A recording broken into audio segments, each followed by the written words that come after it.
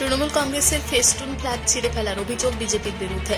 দুর্গাপুরের 2 নম্বর ওয়ার্ডের শোভাপুর এলাকায় ওই এলাকার তৃণমূল কর্মী সমর্থকরা শুক্রবার সন্ধ্যায় অভিযোগ করেন যে বিজেপির দুষ্কৃতীরা রাতের অন্ধকারে বর্ধমান দুর্গাপুরের লোকসভা তৃণমূল প্রার্থী কীর্তি আজাদের ফেস্টুন এবং তৃণমূলের জোড়াফুল চিহ্নের পতাকা ছিঁড়ে ফেলেছে। এই অভিযোগ অস্বীকার করেছেন বিজেপি নেতা পারিজাত গঙ্গোপাধ্যায়।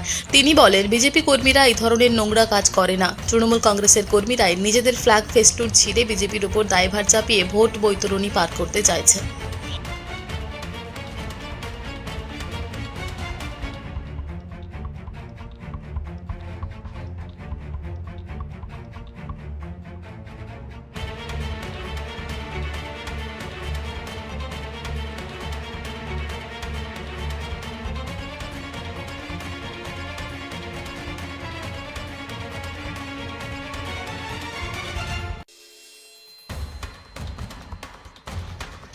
বিজেপির কিছু দুষ্কৃতী আমাদের যে পতাকা ছিল, পতাকা এবং ফ্লেক্স, তারা ভেঙে দিয়ে চলে গেছে রাতে অন্ধকারে।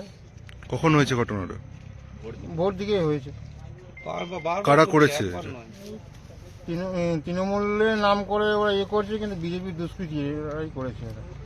আমরা চাইছি না যে যাতে এলাকায় অশান্তি হোক। আমাদের চাইলেই আমরা যে ছেলেগুলো রয়েছে তারা বলছে যে কঠোর শাস্তি ওদেরকে দেওয়া হবে। এখন ঝুট ঝামেলা করার দরকার নাই, দেখছি আমরা তদন্ত করে দেখছি। পুলিশকে জানিয়েছেন? হ্যাঁ, প্রশাসনকে জানানো হয়েছে। প্রশাসনের পদক্ষেপ। দেখুন, অ্যাকচুয়ালি এগুলো কারা ছিঁড়েছে সঠিকভাবে আমরা বলতে পারবো না, তবে বিজেপির কিছু আশ্রিত যারা মাতাল অসামাজিক কাজকর্মে লিপ্ত থাকে, সারাদিন মদ খেয়ে বেড়ায়, যাদের মেন কাজ হচ্ছে এইসব অসামাজিক কাজকর্ম করা, তারাই সব সমবেত হয়ে আমাদের এই কীর্তি আজাদের সমর্থনে তৃণমূল কংগ্রেসের যে ফ্লেক্স, যে পতাকা, দলীয় পতাকা, সেই সমস্ত পতাকাগুলি ছিঁড়েছে এবং মাটি থেকে উপরে ফেলে দিয়েছে। কখন হয়েছে ঘটনাটা? এটা ওই ভোরের দিকে হয়েছে, কিন্তু আমরা পরে খবর পেয়েছি। আমরা সাথে সাথে এসে এটার জন্য এই সমস্ত অসামাজিক কাজকর্ম যারা করছে, বিজেপির নেতৃত্বে যে সমস্ত দালাল যারা মদ খেয়ে মাতলামি করে বেড়াচ্ছে, তাদের কঠোর শাস্তি চাইছে। এই ব্যাপারে আপনারা জানিয়েছেন নেতৃত্বকে? আমরা উচ্চ নেতৃত্বকে জানিয়েছি। উচ্চ নেতৃত্ব বলেছে উপযুক্ত শাস্তির বিধান করে থানাতে এফআইআরও করা হবে। এবং আমরা জোরালো 2 নম্বর ওয়ার্ডে তৃণমূল কংগ্রেসের পক্ষ থেকে জোরালো আবেদন রাখছি, এই সমস্ত অসামাজিক কাজকর্মকারী সন্ত্রাসবাদী বিজেপিদের যাতে কঠোর শাস্তি হয়, সেই জন্য প্রশাসন সঠিক ব্যবস্থা গ্রহণ করুক। আপনার নাম? 2 নম্বর ওয়ার্ড পুরোটাই সন্ত্রাসের ভরা। এর আগে আইপিসিবি যারা কাজ করত, তারা দেওয়াল লেখনের জন্য তাদের কাজ চলে যায়। তো যেখানে প্রার্থীর প্রচার করার জন্য দেওয়াল লেখানোর জন্য যে কাজ চলে যায়, সেখানে কি আমরা ফ্ল্যাগ ছিঁড়ব? আর এই ফ্ল্যাগ ছেঁড়ার কালচারটা এটা তৃণমূলের মানুষ বুঝতে পেরে গেছে। আর তৃণমূল নিজেও বুঝে গেছে যে দিলীপ ঘোষ আমাদের প্রার্থী বিপুল ভোটে জিতবে। তাই মানুষের সিম্পেথি, মানুষের সহানুভূতি নেওয়ার জন্য এইসব তারা কৌশল করছে।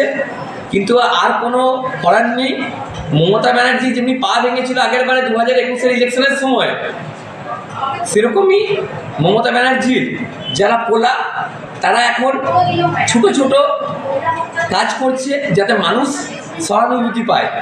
কিন্তু মানুষ সব বুঝে গেছে, ডাকাত রানীরও বুঝে গেছে এবং ডাকাত রানীর পোলাদেরও ব্যবস্থা সব বুঝে গেছে। 13 তারিখ হতে দেন, মানুষ ভোট দেবে।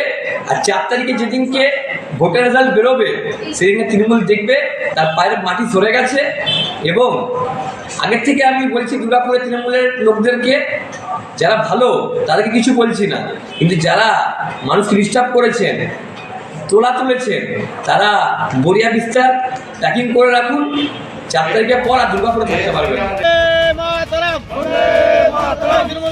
দুর্গাপুর থেকে সনাতন করায়ের রিপোর্ট, টিভি নিউজ। আজকে আদিবাসী পাড়ায় তৃণমূল কংগ্রেসের যে পতাকা, বিজেপির নেতৃত্বে যে পতাকা ভাঙচুর করা হয়েছে, বিজেপির কালো হাত ভেঙে দাও।